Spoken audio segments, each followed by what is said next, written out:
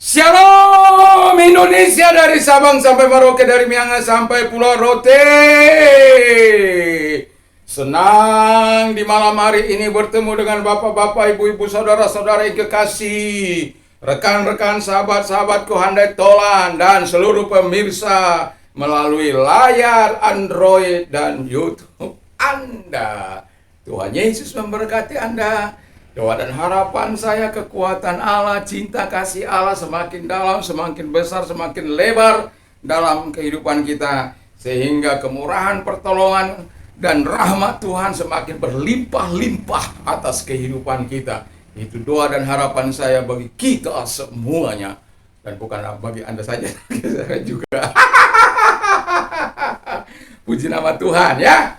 Haleluya. Saya akan melanjutkan yang tadi pagi ya, yang masih dalam ayat yang sama, pasal yang sama di dalam Kolose 2 ayat 6 dan 7. Yang demikian bunyi firman Allah. Saya akan kembali bacakan kepada kita. Kamu telah menerima Kristus Yesus Tuhan kita, karena itu hendaklah hidupmu tetap di dalam Dia, hendaklah kamu berakar di dalam Dia dan dibangun di atas Dia, hendaklah kamu bertambah teguh dalam iman yang telah diajarkan kepadamu, dan hendaklah hatimu melimpah dengan syukur. Kira-kira tahun 1987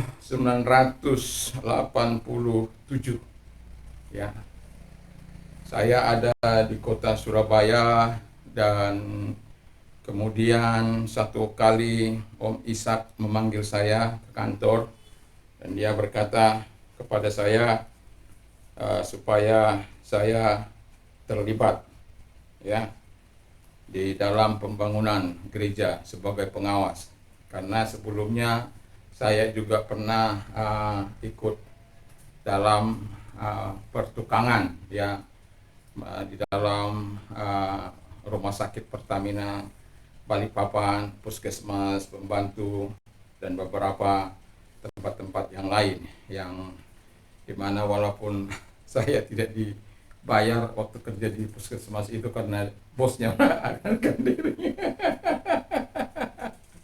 Puji nama Tuhan. Tetapi yang mau saya bilang adalah ya, waktu di Surabaya ini, jadi karena itu pembangunan dari awal yang membuat sampai ke lantai 5, dan pada waktu itu insinyurnya mengatakan ini harus digali lebih dalam lagi, jadi tidak gali karena banyak airnya, disedot pakai mesin pompa sampai dalam, karena dia bilang kalau gedung semakin tinggi masih akan semakin dalam, dan itu betul-betul dilakukan, dan gereja di Sawahan itu betul-betul kokoh, kuat ya. Dan saya dari lantai 1 sampai 5 saya menjadi pengawas dari bangunan itu, walaupun ada beberapa teman-teman saya, tapi khusus untuk lantai 5 di Arjuno itu saya terlibat di dalamnya. Jadi saya bersyukur untuk melaksanakan itu. Sesudah itu saya disuruh lagi jaga di Kelampis Anom. Saya orangnya kepada pimpinan itu cukup loyal. Karena saya tahu bahwa pimpinan saya tidak akan menjerat saya tapi mereka melatih saya untuk itu. Dan puji Tuhan. Dan saya yang mau katakan adalah yang new life in Christ dikatakan build up in Him, supaya kita itu dibangun di dalam Dia. Kalau kita dibangun di luar Kristus, itu akan menjadi sulit. Itu sebabnya dasar yang baik itu adalah Kristus. Dan dikatakan oleh firman Allah dalam Matius 7 ayat 24 sampai 27, kita sudah tahu semua itu, bagaimana orang yang membangun rumah, yang disebut orang yang berhikmat, orang yang bijak, orang yang mendengarkan firman Allah dan melakukannya, lalu dan mendirikannya, rumahnya di atas batu. Jadi mendirikan rumahnya di atas batu. Apabila datang angin atau hujan melanda, atau angin menerpa, bangunan itu tidak roboh, tidak hancur. Tapi ada juga dasar yang lain, yaitu pasir. Dan ketika datang juga itu, kalau dia firman Allah. Jadi angin datang, terus hujan datang, menerpa, lalu kemudian angin menerjang, roboh, hebat kerusakannya, bahkan hancur lebur. Yang mau saya bilang adalah, jadi kita harus dibangun di atas batu karang yang teguh. Batu karang yang teguh itu adalah Yesus. Kalau kita mau kuat di dalam Tuhan adalah kita harus melakukan istilahnya dibangun di atas Dia. Saya ya. Jadi dari tahun tidak enak ya. Waktu SD saya suka olahraga kasti. Dan jarang sekali orang bisa memukul saya dengan kasti itu atau dengan bolanya itu. Dan jarang sekali orang bisa menangkap bola saya. Saya punya, ini bukan untuk sombong, bukan. Saya punya pukulan itu melebihi atau lewat lapangan. Jadi saya bisa lari satu kali kembali lagi. Ya. Jadi kalau mereka sudah tiba-tiba saya sudah hampir di tengah bola kan dikirim. Dan itu saya nggak pernah takut menghadapi mereka. Malah mendekat kepada orang yang pegang bola itu. Tapi saya tahu timingnya kapan saya harus menunduk, kapan saya harus lengser, kapan harus loncat, dan lain sebagainya. Ya, saya suka itu. Dan saya tidak takut luka. Dan setiap kali pertandingan kasti, saya pasti ikut serta. Haleluya. Ya, karena apa? Saya suka itu, olahraga itu. Sekarang nggak tahu ada apa enggak. Kalau sekarang mungkin tidak ada. Tapi kalau dulu bola kasti itu menjadi favorit saya. Dan lari. Itu sebabnya saya suka lari. Sampai sekarang ini, sudah di masa tua saya ini, saya suka lari. Walaupun lari saya nggak saya selari yang seperti ya. Kalau dulu di masa remaja saya yang namanya 20 km, 30 km nggak ada masalah untuk lari. Ya, tidak ada masalah. Pulang pergi, ya. Jadi kalau kita mau berlomba biasanya ya kita memacunya. Kalau dulu di kampung saya nggak ada gunung, mungkin kalau ada gunung itu mungkin saya lari ke situ, ya. Nggak ada gunung.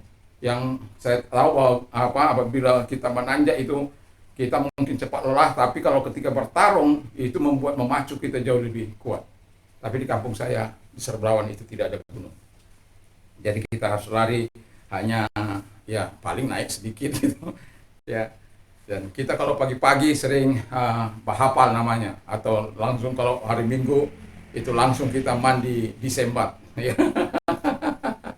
Ya, kita perlu melatih tubuh supaya sehat. Nah, di dalam iman kita juga demikian. Bukan kita yang melatih, Tuhan yang melatih kita. Sama seperti Tuhan melatih Ayub, Tuhan melatih Sadrak, Mesak, Abednego, Tuhan melatih Nehemia dan lain sebagainya. Supaya apa? Mereka kuat dalam Kristus. Dan Tuhan juga menjanjikan kepada generasi Israel di dalam Hakim-Hakim, kenapa mereka tidak di yang 20 tahun ke atas, supaya mereka dilatih untuk berperang. Kenapa yang mati itu 21 tahun ke atas, 20 tahun ke atas itu mati, 20 tahun ke atas itu mati. Gak sampai ke tanah perjanjian, terkecuali Kaleb dan Yosua. Ya. Jadi yang mau saya bilang adalah Tuhan pelatih kita. Lalu yang kemudian dikatakan kita kalau dibangun di atas Dia, ini yang tidak kalah penting, strong in the faith. Kuatlah terus dalam iman kita, karena dalam pelatihan itu kadang-kadang banyak orang nggak siap. Ya, banyak orang menyimpang. Guncangan, ada badai, ada apa, roboh karena imannya tidak kuat. Ya.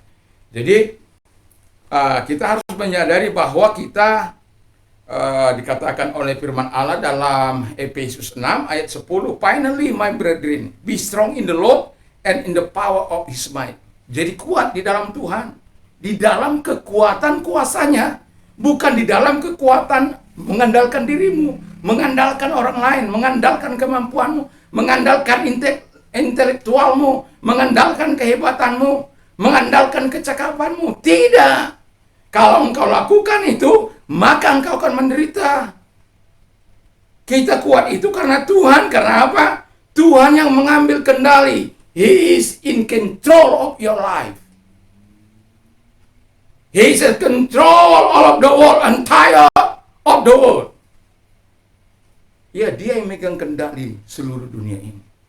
Jadi, mari kita ketika kita beriman kepada dia, karena kita kan ciptaan baru ini, atau new life in Christ, hidup baru dalam Kristus itu.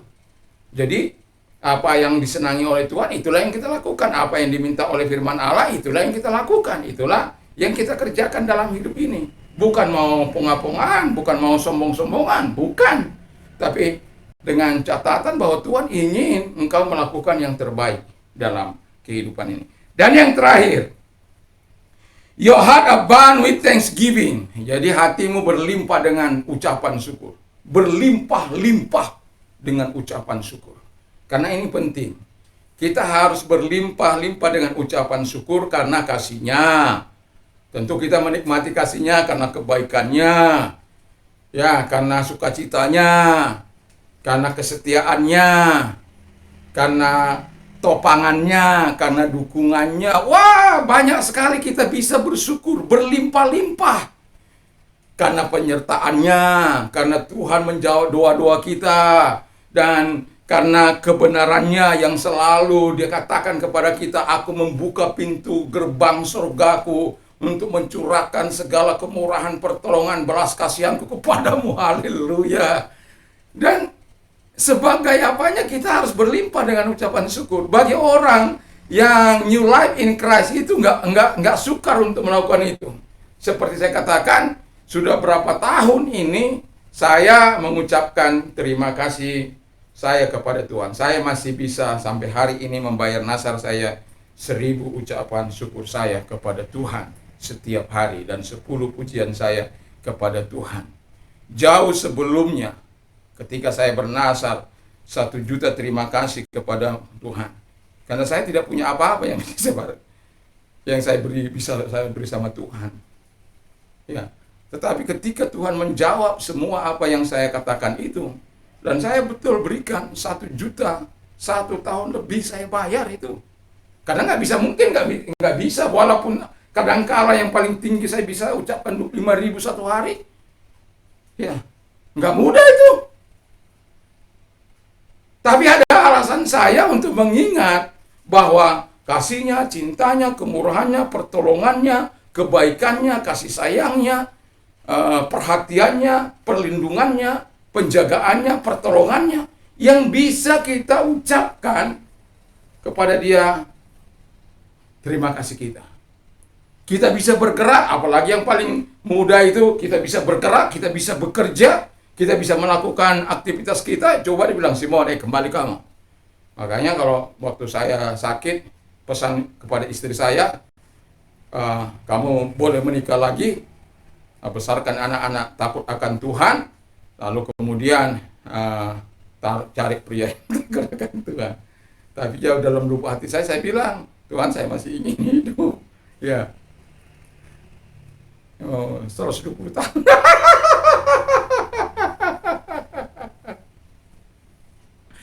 Jadi, ya, tahulah bahwa Tuhan itu sangat baik, saya bilang. Kita terus bisa mengucapkan syukur, terima kasih kita, pujian kita kepada Tuhan. Enggak, itu pun gak akan terbalaskan itu.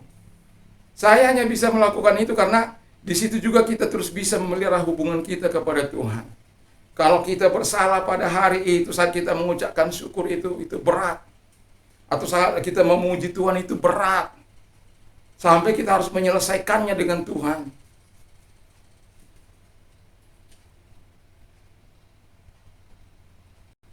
Nggak mudah. Misalnya anak-anak saya sudah ingatkan, saya marah, itu juga nggak mudah untuk kembali. Nggak mudah. Tapi pada pagi saya katakan, ketika kita bertemu berdoa bersama, untuk sama-sama menyenangkan hati Tuhan, untuk sama-sama mempermuliakan hati Tuhan, untuk sama-sama mengagungkan Tuhan. Ketika kita hidup baru dalam Tuhan, keluarga kita akan menjadi keluarga yang bahagia. Kenapa terjadi benturan-benturan? Karena semua tidak mau ingin hidup di dalam Tuhan. Seandainya semua anggota keluarga kita semua hidup dalam Tuhan, hidup dalam kasih Tuhan, hidup mengalami perjumpaan dengan Tuhan, untuk berkorban itu nggak sulit. Makanya kita lihat anak-anak muda untuk menolong dirinya sendiri sukar, apalagi menolong mama bapaknya. Generasi sekarang ini, wah, generasi, kalau saya bilang hampir sudah lost generation. Kita harus perlu banyak berdoa kepada generasi ini. Supaya apa? Mereka mengalami perjumpaan dengan Kristus. Nah, sama itu dengan Saulus itu. Merasa dia berbuat bakti kepada Tuhan dengan dia membunuh umat Tuhan. Dia merasa berbuat ibadah itu. Bangga.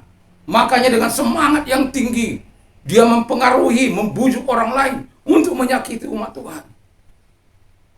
Tapi pada kenyataannya setelah itu, dia mengalami Tuhan. Dia mengalami pengalaman bersama dengan Tuhan. Dan dia jugalah yang menuliskan kisah ini. Haleluya. Jadi yang mau saya katakan adalah, mari kita terus bersama dengan Tuhan di dalam kehidupan ini, supaya Tuhan terus menyatakan kebaikannya kepada Tuhan dan berlimpah dengan ucapan syukur. Ada banyak yang bisa kita buat menjadi landasan ucapan syukur kita, karena dia baik, karena kasihnya, karena kemurahannya, karena pertolongannya. Dan Anda bisa lebih banyak daftar yang Anda buat. Apalagi kalau Anda bergerak mulai dari pagi sampai kepada malam ini, Anda bisa banyak buat daftar-daftar. Bisa Anda melangkah, bisa Anda menolong keluarga, mencuci, menyapu, dan lain sebagainya. Yang perlu kita ucapkan syukur. Kita bisa melakukan itu dan kita bisa mengerjakannya. Anda bisa istirahat. Anda bisa tidur. Ada banyak orang yang bisa tidur. Anda tidurnya di rumah. Ada banyak orang tidurnya di luar. Ada banyak orang tidurnya di rumah sakit. Tidur aja harus bayar. Karena menderita. Sudah menderita, dia bayar lagi. Betapa mahalnya kesehatan itu. Tapi bagi orang-orang yang lahir baru, dia tahu apa. Saya kalau sakit, saya datang pada Tuhan. Tapi ketika saya sehat, saya tidak lalai untuk berolahraga. Saya tidak lalai untuk kapan saya berolahraga, kapan saya tidak berolahraga. Saya mengatur demikian rupa. Karena saya juga tidak ingin badan saya berkembang begitu pesat. Saya maunya ya flat saja, biasa-biasa saja. Jadi kalau saya sudah mengalami kelebihan, kalau ukuran saya tahu saya kelebihan atau tidak, maka itu dibutuhkan waktu berbulan-bulan untuk berpuasa. Dan saya bisa lakukan itu. Bukan sekali dua kali saya lakukan. Kalau saya sudah melebihi over capacity menurut saya, bukan menurut orang, menurut saya. Kalau saya sudah tidak bisa lagi mencium lutut saya, maka itu sudah ekstra, ya. Jadi ukurannya adalah saya bisa masih mencium lutut saya. Kalau saya masih bisa mencium lutut saya, berarti itu belum. Tapi kalau sudah tidak bisa lagi, apalagi jarak semakin jauh, itu demi apa? Demi memberikan yang terbaik bagi Tuhan. Dengan memberikan yang terbaik, nah, ucapan syukur, kita bisa berolahraga, kita bisa berdoa, kita bisa baca firman Allah, kita bisa menaruh firman Allah dalam hidup. Jadi dengan bersyukur, dengan berlimpah-limpah dengan ucapan syukur dan memuji Tuhan, kita akan disebut orang-orang yang lahir baru dalam Tuhan. Mari kita tunduk kepada kita berdoa. Terima kasih Tuhan buat firman-Mu, diberkatilah kami semuanya. Di dalam nama Yesus, diberkati pemerintah kami, diberkati gereja Tuhan, diberkati para gubernur, wali kota, bupati, camat, lurah, RT, diberkati polisi, aparat, diberkati eksekutif, legislatif, yudikatif, dan diberkati gereja-gereja Tuhan di seluruh Indonesia dan seluruh dunia, diberkati gereja Pantai Costa, diberkati rekan-rekan sahabat kami dimanapun mereka ada, sehingga dalam pelayan dimanapun mereka, di pelalang, di kota, di hutan-hutan ataupun di mana mereka ada, Tuhan memberkati mereka. Tuhan tolong mereka tetap semangat, dan bagi mereka yang melayani firman Allah melalui YouTube, Tuhan terus memberkati sahabat-sahabat kami, rekan-rekan kami, sehingga kami sehati untuk membangun kerajaan Allah di dalam dunia ini melalui pemberitaan firman Allah melalui YouTube.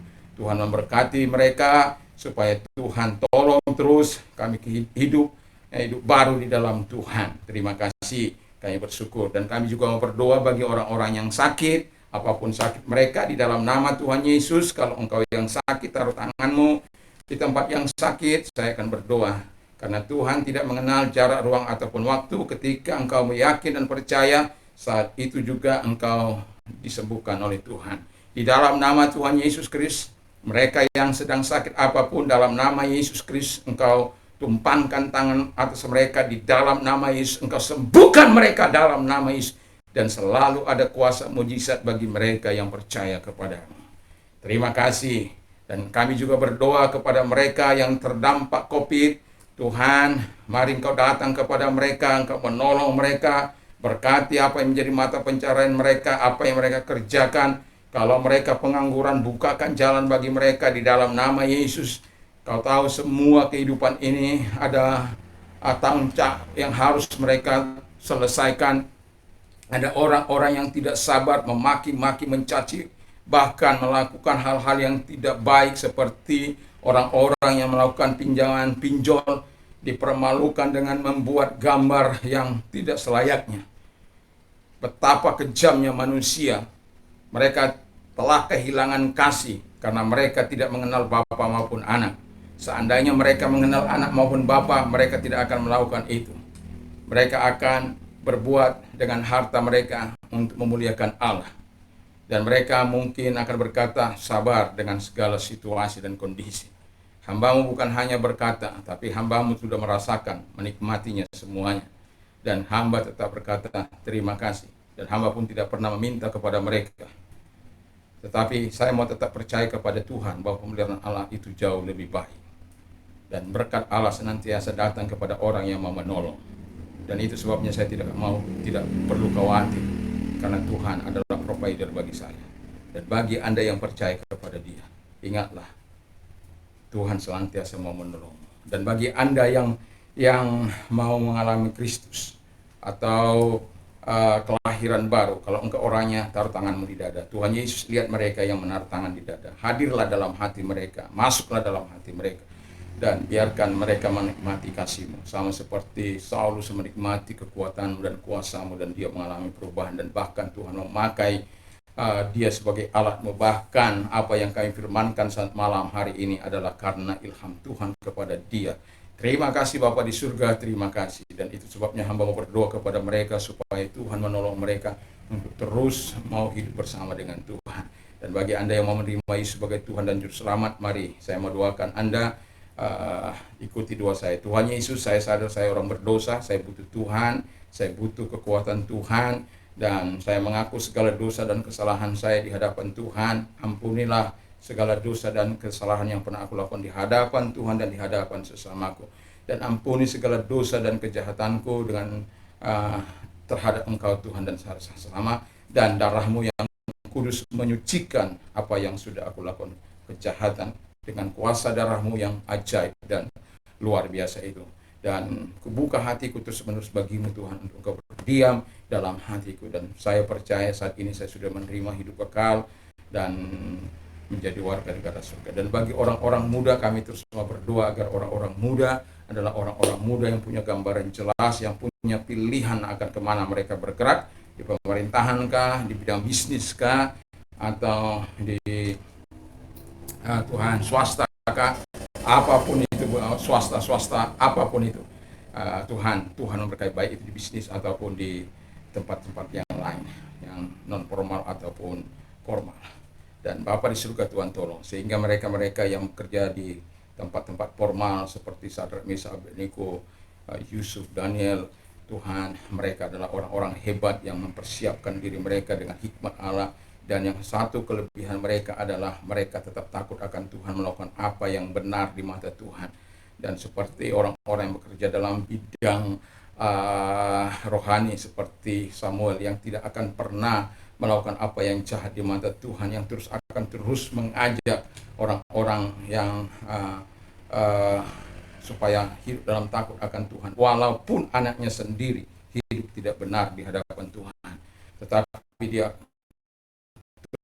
menunjukkan dirinya sebagai orang yang bertanggung jawab. Dan Tuhan Bapa di surga, kami berdoa agar ada orang-orang hebat yang sungguh-sungguh melakukan apa yang berkenan di mata Tuhan. Dan sehingga ketika mereka ataupun bergerak dalam bisnis seperti Ayub, Abraham, Ishak, dan Yakub, dan mereka ketika itu menjadi berkat bagi orang-orang di sekitarnya yang dapat memberikan makanan pertolongan kepada orang-orang di sekitarnya. Terima kasih Bapa di surga. Kami berharap orang-orang muda itu tidak lupa daratan, tetapi mereka sungguh akan mengangkat harkat dan harkat bangsa kami. Apabila mereka bergerak di bidang pemerintahan, mereka akan membawa maju Indonesia, bukan lagi negara berkembang, tapi negara maju. Nama Tuhan dipuji dan dipuji. Terima kasih Bapak, kami bersyukur dalam nama Yesus. Amin. Tuhan memberkati. Dan apabila kita mau tidur malam hari ini, jangan lupa untuk membaca firman Allah dan berdoa. Dan juga berbahagialah orang yang mendengarkan firman Allah dan yang menyimpan dan melakukan firman Allah itu dalam hidupnya. Dan juga damai sejahtera Allah yang melampaui segala akal akan memelihara hati dan pikiran kita dalam Kristus Yesus. Dan juga saya mau katakan, iman timbul dari pendengaran firman Kristus. Dan apa saja yang orang lain ingin lakukan kepadamu, lakukan juga demikian kepada mereka. Aku akan mencukupi segala kebutuhan menurut kekayaan dan kemuliaan dalam Kristus Yesus. Haleluya. Dan apa saja yang kau minta dan doakan, percayalah bahwa engkau sudah menerimanya, maka hal itu akan diberikan kepadamu. Dan juga saya mau katakan kepada kita bahwa tertawalah dengan orang yang tertawa, menangislah dengan orang yang menangis. Dan juga yang tak kalah pentingnya, sehingga setiap kita betul-betul mampu melewati hari-hari kita dalam situasi dan kondisi apapun tanpa perlawanan dengan Tuhan. Sehingga seperti Paulus kita berkata, segala perkara dapat kutanggung dalam Dia Yesus yang memberikan kekuatan kepadaku. Puji nama Tuhan. Salam Indonesia, salam Nusantara. Tuhan Yesus memberkati engkau. Dan kemarin malam itu saya tidak tahu bagaimana itu bisa apa tidak, karena ada gangguan yang kemarin malam. Jadi kalau kemarin malam mungkin keluar hari ini, saya tidak tahu, saya kurang perhatikan di hari ini. Tuhan Yesus memberkati kita, dan biarlah rahmat Tuhan senantiasa menyertai kita. Haleluya, puji nama Tuhan. Amin.